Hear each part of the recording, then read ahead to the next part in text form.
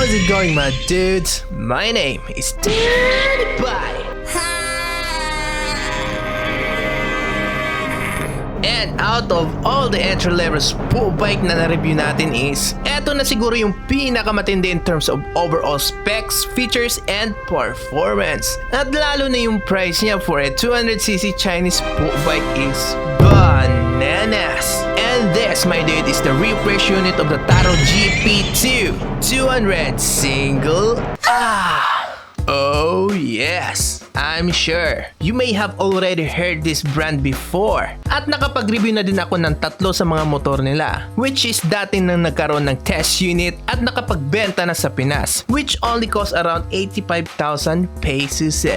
But sadly, konti lang yung nabenta nila dahil sa kawalan ng stock. Hindi sa dealership natin ang problema but sa mismong manufacturer. Kasi my dudes, by that time in 2017, na kung saan yan yung first time na nag-launch sila ng kanilang sport bike series ay wala pa silang dedicated workshop for its mass production units. Until last year lang, 2020, which they re-established their brands and give new life to its existing units. At isa na nga dito yung GP2. Eto naman, my dude, ang pangalawang version sport bike category ng TARO in the small displacement category. Aside from the GP1 250 single, meron pang 400cc variant yan, which I have already covered in the upcoming new lineup of 400cc for 2021.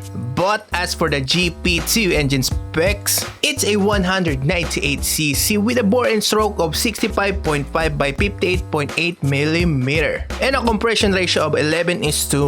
Then a single cylinder, single overhead cam, 4-stroke liquid cooled, and has the same fuel injection of the CF Moto 300 SR, which is the Del P EFI. Now, this engine is well capable of producing 16.7 horsepower at 8,000 RPM, but with a much bigger 17 Nm of peak torque at 6,500 RPM. Sa current existing 200cc Chinese sport bike that we have today, isa na ito sa may pinakamalakas na power output, but only in the lower RPM. So expect mo na ang mas mababang top speed performance nito. Kasi as you can see, magka-level lang yung power and torque figures niya. Yet still, ayon sa claim ng TARO, ang top speed daw nila dito is around 125 km/h. Now, it may not seem as impressive compared to the top speed performance ng isang 150cc Japanese bike. But instead, what you get is a usable power band for the street. Magdedepende na lang yan sa preference mo, my dude.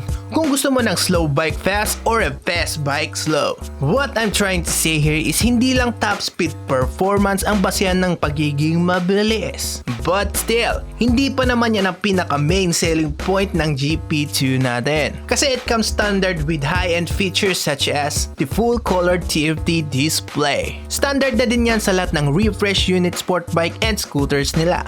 Meron din siyang optional ABS variant but still comes standard with CBS. And at first glance, parang ang laking tignan ng GP2. And it's all thanks to its big ass tire size of 110/70 on the front, then a 140/70 sa likod. Kaya nila napagkasyayan without losing performance is ginawa na lang nilang 16-inch wheels lang.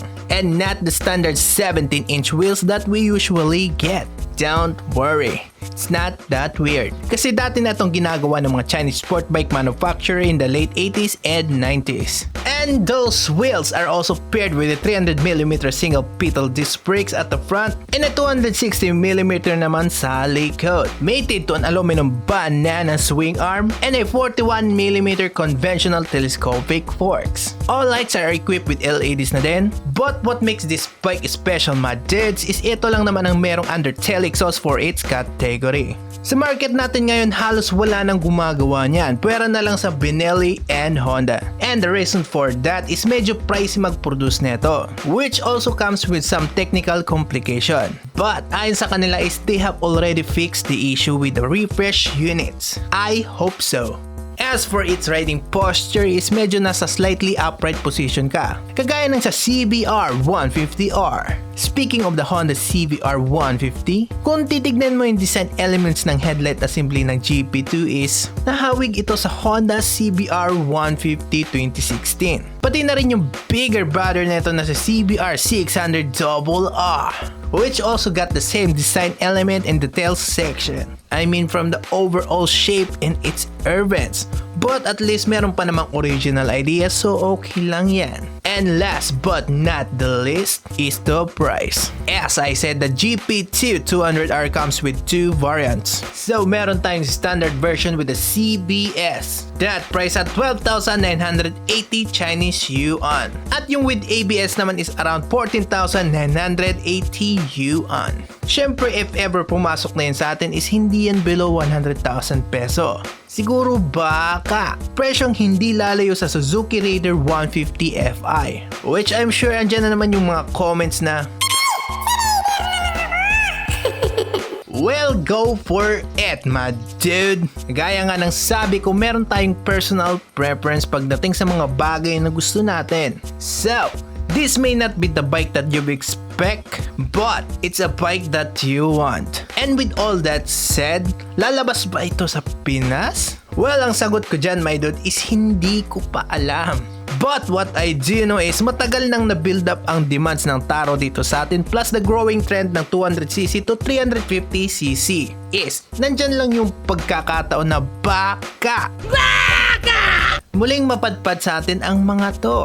At saka isa pang rason kung bakit ako nagre-review ng motor na hindi pa pumapasok sa Pinas is just to spread brand awareness. Kasi kung marami ang nakakalam ay syempre lalaki din yung demands na kung saan mapipilitan ng mga manufacturer na pasukin ang market natin dito sa Pinas. And eventually yung mga motor ng Honda na si CBR 250RR or yung FZ25 ng Yamaha is mapipilitan pumasok just to compete in the market. Nga pala, mad dudes, over 92.8% ng mga viewers sa channel natin are not subscribed. Woo! Sayang, hindi na ginawang 93%.